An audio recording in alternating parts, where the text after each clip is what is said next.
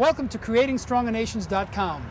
I'm James Mills, coming at you from the United Arab Emirates in the city of Dubai and Amsterdam, Holland, with our tip of the month. In this month's tip, we'll be taking a closer look at a tale of two constitutions on the global level to demonstrate that no matter where you are, a well-written constitution is the cornerstone of good governance.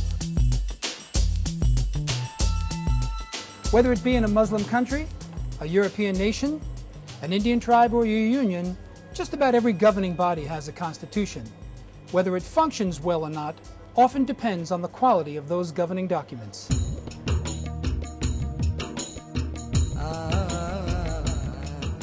In Dubai, the form of government here is a monarchy. As one of 7 member states making up the United Arab Emirates, or the UAE, today, Dubai operates as a sovereign.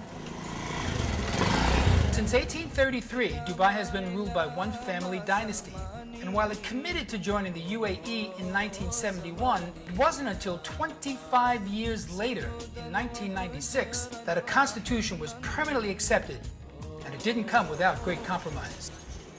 Dubai had problems with the unified military and judicial provisions of the draft, so much so that it boycotted Supreme Council meetings.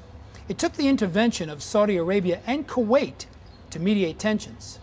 Finally, in May of 1996, the draft became a constitution.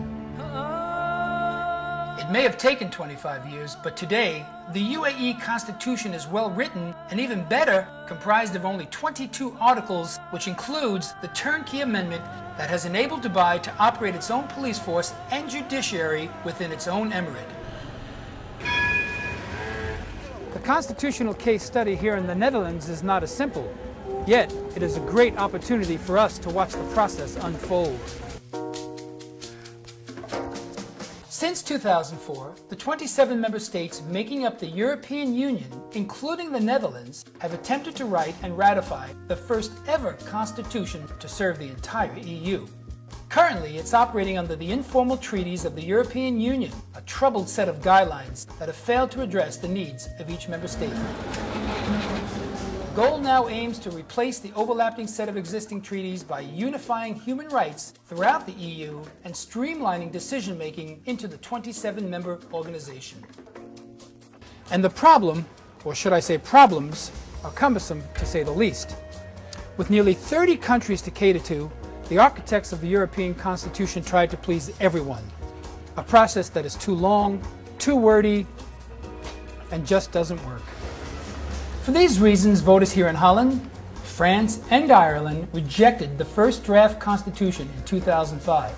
Shortly after, British Prime Minister Tony Blair stated in a speech that we debated things no ordinary citizen could understand.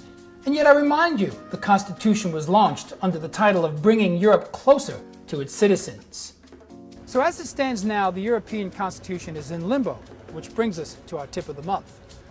Each of us has a responsibility to read and, if possible, understand the governing documents that we live under. Is it well-intentioned? Is it well-written? Does it make sense? If you answered no to any of those questions, then it may very well be time to make some changes. Thank you for watching. We look forward to seeing you next month and our tip of the month.